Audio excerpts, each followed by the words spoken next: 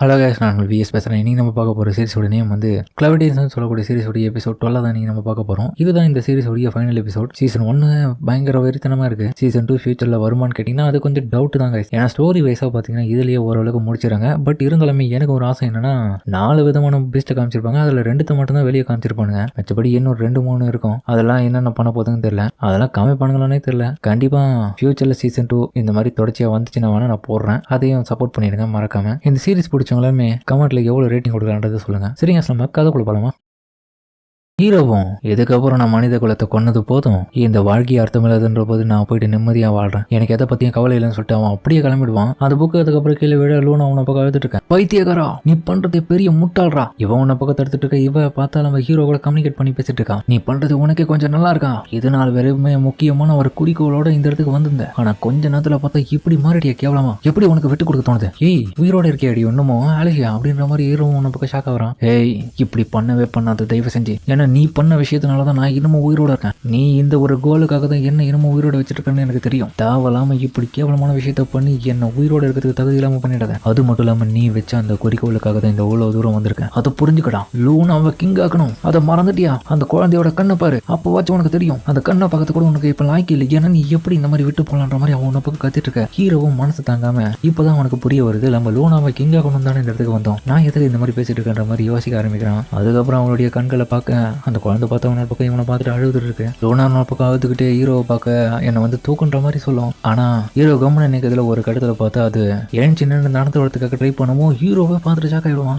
முறையா ஒரு குழந்தை ஏன் சின்ன நடந்து வருதுன்றது எல்லாருக்குமே ஒரு அதிர்ச்சியான சந்தோஷமான விஷயம் தான். ஹீரோ இதை பார்த்துட்டு மனசு மாறிடுது. அவன் வளர்ந்து வர்றதே உனக்காக தான். நீ தானே அவனை கிங் ஆக்குறன்னு சொன்ன. இன்னொரு பக்கம் நம்ம ஆலிஷியாவும் விட்டு கொடுக்க போறியா இல்ல தொடர்ச்சியா எங்க கூட நின்று லூனாவை கிங் ஆக்க போறியா, அதை மட்டும் சொல்லு அப்படின்னு அவன் பேசிக்கிட்டே இன்னொரு பக்கம் பார்த்தா ட்ரெல்லு கூட சண்டை போட்டுட்டு இருக்கேன். ட்ரெல்லு இன்னொரு பக்கம் ஷாக் ஆயிட்டு இருக்கான். இவ எப்படி இன்னமும் தாக்கு பிடிக்கிறான். ஹீரோ அதுக்கப்புறம் லூனாவை தூக்குறான். கண்டிப்பா விட்டு கொடுத்துடலாமா வேணவா? ஸ்வாட்ஸ்டைனோடைய பொண்ணா இருக்கிற ஒன்னு நான் இன்னைக்கு அடிக்க போறேன்ற மாதிரி அதுக்கப்புறம் மற்ற ட்ரெல்லு கிட்ட வந்துட்டு அடிக்கிறதுக்காக வரேன். அந்த டைம் பார்த்தா மிகப்பெரிய பாறையும் வந்து அவன் மூஞ்சில தூக்கி விசிறடியும் பாருங்க. யாரும் ஒருத்தங்க பண்ண வேலை தான். பார்த்தா நம்ம நில்லுறதான். ஆலிஷியா போங்க, ஹீரோ போங்கன்ற மாதிரி அவ கத்திட்டு இருக்கான். ரொம்ப நன்றி நில்லுறோம் அப்படின்னு வேகமா தன்னுடைய ஸ்வாட் எடுக்கிறதுக்காக போறான். உன்னை விட மாட்டேன்ற மாதிரி அதுக்கப்புறம் ட்ரெல்லு உன்ன பக்கம் கிளம்புறான் அடிக்கிறதுக்காக. ஆலிஷியா உன்ன பக்கம் தன்னுடைய ஸ்வாட் எடுக்கும்போது அந்த ஸ்பாட்லயே தான் அவளுடைய கையும் இருக்குது. அந்த வெட்டப்பட்ட கை கொஞ்சம் கொஞ்சமா அவ கிட்ட போக போக அவ கூட ஒன்றி ஆரம்பிக்குது. இதை உன்னோட பக்கம் ட்ரெல்லியை பார்த்துட்டு ஷாக் ஆகிறான். எப்படி இது? அப்பனா இவளுக்கும் அந்த டார்க் பீஸ்டரோடைய பிளாக் பவர் இருக்கிறதுக்கான வாய்ப்பு இருக்கு. அதுக்கப்புறம் உடனே ஒன்றிணைச்சு ஒன்னு அடிப்பிச்சு வெளியே வருவா பாருங்க.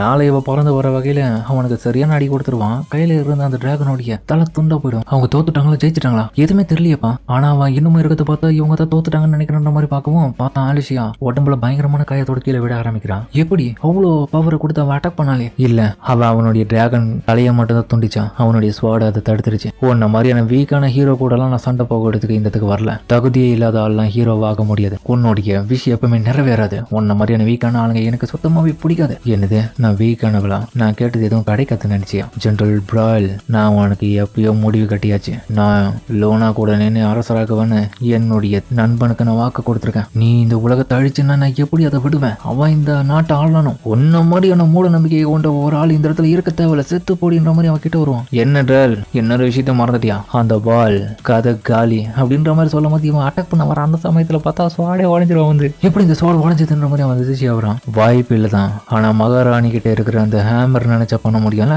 ஏன்னா அந்த ஸ்வாடை உருவாக்குறது இந்த ஹேமரை பயன்படுத்தி தான் அடிச்சு உருவாக்கியிருப்பாங்க. அப்படியேப்பட்ட உருவாக்கின வெப்பனாலேயே அடிச்சா எந்த ஒரு வெப்பன் அந்த ஒடியாம என்னடா ஆகும்? அதை தான் நான் பயன்படுத்திக்கிறேன். மகாராணியை இப்பதான் யோசிக்கிறாங்க. நம்ம ஒரு முறை அட்டாக் பண்ணலாம், அதோட எஃபெக்ட் இப்பதான் காமிக்குது. அதை பயன்படுத்தி ஆலிஷ் அட்டாக் பண்ணிருக்கானு. நல்ல முறையா அவனை தடுத்துட்டேன்னு நினைக்கிறேன். ஆனா இருந்தாலுமே அவன் சாகலியன்ற மாதிரி இன்னொரு பக்கம் அவ கீழே விழ போக நெருற இன்னொரு பக்கம் பிடிச்சிருவான். இப்போ ஒரு திறந்து பார்ப்போம் என்ன நடக்குதுன்னு. ஆனா எனக்கு புரியாத விஷயமே இவன் எப்படி இன்னமும் உயிரோட இருக்கான். ஏன்னா இவனுக்குள்ள இருக்கிற அந்த டார்க் பீஸ்டோடைய சொந்த உடம்பு வேற இடத்துல இருக்கு. அது இவனை பப்பட்டா பயன்படுத்திக்குது. இந்த ஒரு பாடி இப்போ ஃபெயிலியரா மாறினதுனால கண்டிப்பா அதை கூடிய சீக்கிரத்துல இவனை கொல்ல போகுதுன்ற மாதிரி சொல்லி வாய மூடல. உடனே பார்த்தா அந்த வேலையை ஸ்டார்ட் பண்ணது. இவனுடைய உடம்பு கொஞ்சம் கொஞ்சமா பீஸ் பீஸா நொறுங்கி வெடிக்க ஆரம்பிக்குது. உடனே பார்த்தா உடம்பு எல்லாமே தோலெல்லாம் பிச்சு ரத்தம் தெரிக்குதாங்க. என்ன அது கொடுமை? நான் நினைச்சது போலதான். எனக்கு தெரியும் டார்க் பீஸ்டர்ஸ் தங்களுக்கு உபயோகப்படாத எந்த ஒரு ஜென்மமா இருந்தாலும் அதுங்களை கடைசியில இப்படிதான் மாத்தணும். இவனுக்குள்ள இருக்கிற சக்திகள் மொத்தமாவே வெளியே போறதுல இவனுடைய பாடி பழைய நிலைமைக்கு மாறுதல அட்டி எல்லாமே பயங்கரமா சேதற ஓட்டுங்குதாங்க. அதனாலதான் தன்னுடைய பாடி நிக்கல கொஞ்சம் கூட. இன்னொரு பக்கம் அவனுடைய பிளாஷ்பேக் அவன் யோசிச்சு பார்க்கறான். அதாவது தன்னுடைய ஜூனியர் ஒருத்தர் இருந்தால அதெல்லாம் ஆலிஷாவுடைய அப்பா கூட இருந்தது. சீனியர் விட்டு கொடுத்துறாதீங்க, முன்னோக்கி போங்க, என்னை விட்டு போவாதரா அப்படின்ற மாதிரி ஃபீல் பண்ணுவான். சாவோடைய விளிம்பில் இருக்கும்போது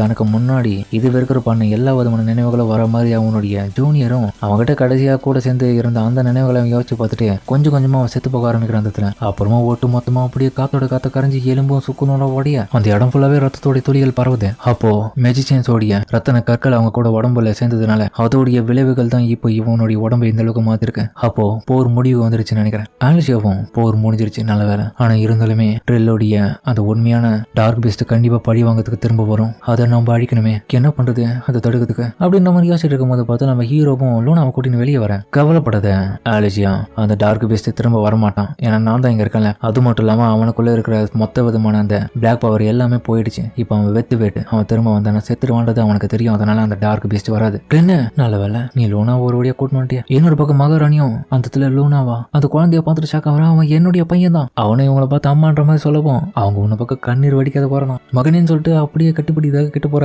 நிலரவும் அலிஷா அப்ப இவங்க தான் லூனாவுடைய அம்மாவா? ஆமா, பையன் ஒரு வழியா கடிச்சிட்டு ஒரு ஆனந்தத்துல அவங்க கிளென்னு கிட்ட போக கிளென்னும் ஒரு நிமிஷம் அங்கே நில்லுங்க. ஏய் கிளென்னு இரண்டா பண்ணிட்டு இருக்கா, அவங்க தாண்டா சொந்த அம்மாவே லூனாக்கு, அதனால அவங்க கிட்ட ஒப்படிடா, இது ரொம்ப தப்பு இந்த மாதிரிலாம் பண்ணுற மாதிரி இன்னொரு பக்கம் வாக்குவாதம் பண்றா. ஒரு நிமிஷம் நில்லுங்க. ஏய் வாய முன் உட்காரு, சும்மா எப்ப பார்த்தா தப்பாவே நினைச்சிட்டு இருக்க. எங்க பாருங்க, நம்ம நாட்டுக்கான ஒரு அரசர் எப்பயோ உருவாக்கிட்டாரு, கவலைப்படாதீங்க, அவரே உங்களை தேடி வருவார். இப்போ உங்களை தேடி வருவார். நடந்து என்ன சொல்லிட்டு இருக்க ஒண்ணுமே புரியலன்ற மாதிரி அவன் மூச்சிட்டு இருக்கும் போது ஹீரோவும் கீழே அவனை விடுவான். லூனா போ அப்படின்ற மாதிரி ஹீரோவும் சொல்ல அடேங்கப்பா லூனாவால நடக்க முடியுதுன்ற மாதிரி இவங்க எல்லாரும் பார்த்துட்டு ரொம்ப சந்தோஷமாகறாங்க. லூனா அதுக்கப்புறம் அவங்க அம்மா மாட்ட போற நடந்து தடுக்கி வீரத்துக்காக போக எல்லாரும் பத்திரமாயிட்டு கிட்டு போவாங்க. இருங்க அவனே முயற்சி பண்ணணும். ரொம்ப பெருமையா இருக்க வேற உன பக்கம் மகாராணிக்கு தான் பையன் சொந்த காலில் நின்று இப்போ கொஞ்சம் கொஞ்சமா வளர்ந்துட்டு வரானு. அதுக்கப்புறம் ஒரு வழியெல்லாம் லூனாவும் அவங்க அம்மாவை சேர்ந்ததுல ரொம்ப ஹாப்பியா இருக்காங்க. நேரு ஆலிஷாவும் சந்தோஷமாக ஹீரோவுமே ஹாப்பியா வரான். உண்மையிலேயே நம்மளுடைய எல்லா விதமான வேலையும் முடிஞ்சிருச்சு, லூனா இதுக்கப்புறம் கிங் ஆயிடுவாங்க அப்படின்ற மாதிரி அப்படியே படுத்துருவாங்க. ஏய் என்னடியாச்சு உனக்கு? லூனா ஒரு வழியா கிங்காக போறான். நம்ம எல்லாருமே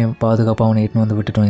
நம்ம கடமை முடிஞ்சிருச்சு, இதுக்கப்புறம் என்ன இருக்குன்னு தெரியல. கமெண்ட் அதுக்கப்புறம் பார்த்தா ஆலிஷா உங்களுக்கு ஒன்றும் அவளி உங்களுடைய காயத்துக்கு நான் மருந்து போட்டுமான்னு மாதிரி கேட்க இல்ல அது தானாவே சரியாயிடும். முக்கியமா நீங்க இப்போதைக்கு இந்த போர் முடிஞ்சதுக்கான எல்லா விதமான சாட்சியா அந்த ஸ்வாட் எடுத்துன்னு போயிட்டு அந்த சோல்ஜர்ஸ் கிட்ட காமிங்க. அப்பதான் ட்ரெல்லோடைய ஆர்மியை சேர்ந்தவங்க நம்பி இந்த இடத்த விட்டு திரும்ப போவாங்க. இல்லைன்னா இந்த போர் முட்டாள்தனத்தோட முடிவாயிடும். இறந்த செய்தி எல்லாருக்கும் தெரியணும்ன்ற மாதிரி அதுக்கப்புறம் பார்த்தா அந்த ஸ்வாட் எடுத்துக்கிட்டு அவன் வேகமா அந்த இடத்துல இருந்து அந்த சோல்ஜர்ஸ்க்காக போறான். ஹீரோ ஒன்று பக்கம் அந்த புக்கையும் எடுத்துன்னு வந்துட்டான். கண்டிப்பா இதுக்குள்ள இருக்கிற உண்மைகள் பல என்னன்றதை நான் தெரிஞ்சுப்பேன், எவனுக்கும் தர மாட்டேன். அதுக்கப்புறம் பார்த்தா பின்னாடி அந்த டார்க் பிஸ்னஸ் சின்ன பள்ளியாட்ட உருவத்தை வச்சுட்டு வந்துருக்கேன். பெரிய லெவல்ல நீ அனுபவிப்ப. நீ பண்ண இந்த வேலைக்காக நீ துரோகம் பண்ணிட்டேன். எப்படி இந்த உலகம் இருக்கணும்னு நினைக்குதோ அதோடைய விதிகளை நீ மாத்திர. கண்டிப்பா இதோடைய விளைவுகளை நீ பின்னாடி அனுபவிப்ப. ஏய் எனக்கு அதை பத்திலாம் கவலை இல்லை, சும்மா என்ன தொல்லை பண்ணதுரா அப்படின்ற மாதிரி ஒரேடியா தன்னுடைய ஷேடோ பவரை பயன்படுத்தி கொண்டுடுவான். நீ என்னுடைய எனிமி, என் எண்ணத்தை சேர்ந்தவனாவே இருந்தாலும் சரி, கண்டிப்பா இந்த போர் இப்போ நின்றுச்சு அவ்வளவுதான். ஆனா வரலாற்றுல இன்னும் தெரிஞ்சுக்க வேண்டிய நிறைய விஷயங்கள் இருக்குதுன்றதுனால மொத்தத்தையும் தெரிஞ்சுப்பேன். ஏன்னா இந்த ஹியூமன்ஸ் பத்தி நான் இன்னும் நிறைய தெரிஞ்சுக்கணும். அதுக்கப்புறம் கமாண்டத்துல இருந்து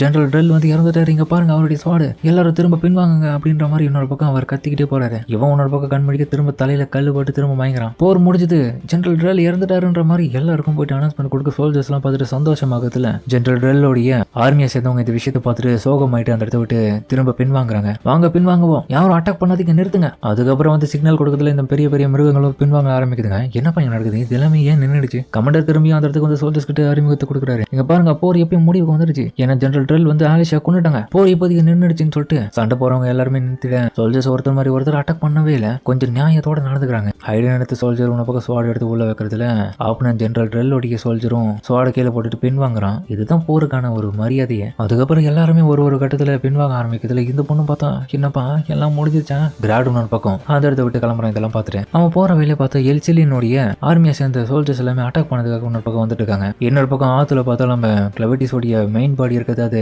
எசிலியனுடைய சோல்ஜர் ஹோர்தனும் கிங் நேரத்தை தொட்டு பார்க்கலாங்களா அப்படின்ற மாதிரி இன்னொரு பக்கம் அவன் தொட்டு பார்க்கறது பக்கம் டேய் கம்முனுறா எதனா சாபத்தை உள்ள வாங்கிட்டு போறேன், அது தூங்கிட்டு இருக்கு, ஏன்னா உயிரோடு இருக்கிறதுக்கான வாய்ப்புகள் நிறைய இருக்கு, நம்ம இப்போதைக்கு இந்த இடத்த விட்டு கிளம்புவோம், அதுதான் நமக்கு நல்லது, இதுக்கப்புறம் இதை யாரும் தொடக்கூடாது அப்படின்னு நம்ம ஹீரோவுடைய பாடியை அப்படியே விட்டுறாங்க. அதுக்கப்புறம் ஹைடன் ராஜ்யத்துல எல்லாருமே இப்ப நிம்மதியா இருக்காங்க. ஓரளவுக்கு சண்டை எல்லாம் முடிஞ்சு ஹீரோ ஒன்னொரு பக்கம் ஒரு ரூம்ல இருக்கும்போது ஆலிஷாவும் தன்னுடைய காயங்களுக்கு மருந்து போட்டுக்கிறான். எனக்கு வலிக்குது அவ்வளவுதான், அதிகமா கவலைப்படாது, என்னால முடிஞ்ச வரைக்கும் எல்லாத்தையும் குணப்படுத்திட்டுமா, ஆனா வலி மட்டும் இருக்கும். மாஸ்டர் கிளேன், நீ உண்மையிலே பிரமாதமான டாக்டர் தான். என்னடி பண்றது ஆலிஷியா, உன்னை சரி பண்றதுக்குள்ள எனக்கு போதும் ஆயிடுச்சு. அது மட்டும் இல்லாம மதத்துல இருந்து ஆளுங்கெல்லாம் பார்த்ததுனால கொஞ்சமாச்சும் ரத்தத்தை வச்சேன். ஏன்னா அவங்களுக்கு சந்தேகம் வந்துடும்ல. அதுக்கப்புறம் நான் இன்னொரு விஷயத்த சொல்ல போறேன். இதுக்கப்புறம் நான் என்னுடைய பவர்ஸ் எல்லாத்தையுமே சீக்கிரட்டா வச்சுக்க போறேன். எனது ஆலிஷியாவும் கிளேன், அதை விடு, ஜெனரல் ட்ரெல் சொன்ன அந்த விஷயத்தை யோசிச்சு பாத்தியா? உண்மைதான், எப்பயோ அழிஞ்சு போன மனித இனத்துக்காக வருத்தப்பட்டு ஒரு பிரயோஜனமும் இல்லை. உண்மைதான், ஏன்னா ஹீரோஸ்ன்றவங்க எல்லாராலையும் மாற முடியாதுல, அதுல தனித்து சிறந்தவங்களா இருக்கவங்களால மட்டும்தான் அதை பண்ண முடியும். நீ சொல்றதுல பாதி உண்மை நினைக்கிறியா? அது எனக்கு தெரியல, ஆனா அதோடைய உண்மையை நான் தெரிஞ்சுக்கிறதுக்காக நிறைய விஷயத்த நான்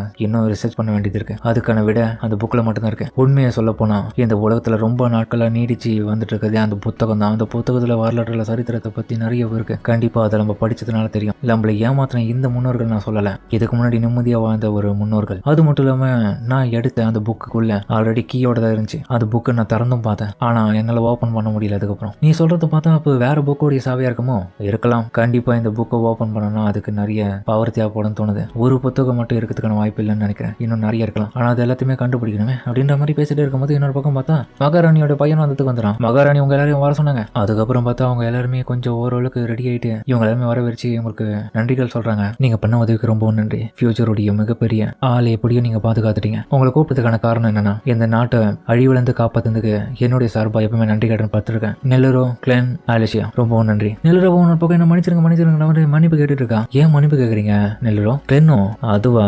நெல்லரோ பொறுத்த வரைக்கும் நீங்க இல்லாத அந்த ஒரு சமயத்துல பாவம் பசியால ஒவ்வொரு நாளும் அழுதுட்டு இருந்த நம்ம லூனாக்கு அவ தான் தாய்ப்பால் கொடுத்தா. தாய்ப்பால் கொடுத்து ஒவ்வொரு நாளும் உங்களுடைய குழந்தைய அவ தான் பத்திரமா பார்த்து இந்த அளவுக்கு வளர்த்துருக்கா. அவ அழுகுறதுக்கான காரணமே ஒரு லோ லெவலான காமனர் மாதிரியான இனத்துல பிறந்தவளா இருக்கிறதுனால தன்னுடைய தாய்ப்பால் கொடுத்து ஒரு ராஜ குழந்தைய வளர்த்துருக்கான்ற போது அது மிகப்பெரிய பாவ செயல்னு அவன் நினைக்கிறான். அதுதான் குற்ற உணர்ச்சி அவ யோசிச்சு பேசிட்டு இருக்கா அவங்க கிட்ட. என்னது இவ உண்மையிலே சொல்ல போன ஸ்லேவ், அதனாலதான் வருத்தப்பட்டு இருக்கான். அவ அழுவது பார்த்துட்டு இன்னொரு பக்கம் மகாராணி டேரக்டா போயிட்டு அவங்க கிட்ட கீழே மண்டி போட்டு, நெல்லரோ இப்படி பண்ணாத, நான் உண்மையிலேயே ஒன்னு நினைச்சு ரொம்ப சந்தோஷம் தான் படுறேன். ஏன்னா நான் இல்லாத சமயத்துல என்னுடைய பையனுக்கு பசி இல்லாம குறைய தீர்த்து வச்சேன். ஒரு தாயா அவனை நல்லபடியா பாத்துக்கிறதுக்கு ரொம்ப நன்றி. நான் உனக்கு நன்றி கடன் பட்டிருக்கேன். நான் உண்மையிலேயே உனக்கு கடமைப்பட்டிருக்கேன். நீ காமனர்லாம் என்னை பொறுத்த வரைக்கும் அந்த இதுவே கிடையாது. இதுல நீங்க என்னுடைய பையனை காப்பாற்ற வந்த ஒரு தேவதன் மாதிரி கூட சொல்லலாம். நீங்க இப்படி சொல்றது எனக்கு ரொம்ப வருத்தமா தான் இருக்கு. இருந்தாலும் ரொம்ப சந்தோஷம். கண்டிப்பா உங்க 3 பேருக்கும் எதுனா வேணும்னா சொல்லுங்க. வேற எதுவா இருந்தாலும் நான் செய்யறதுக்கு தயாரா இருக்கேன். இவங்க ஆளாளுக்கு யோசிக்கிறாங்க, காசு, வீடு, ரூம்னு. ஆனா ஹீரோவோ டக்குன்னு எது வேணாலும் கேட்கலாமா?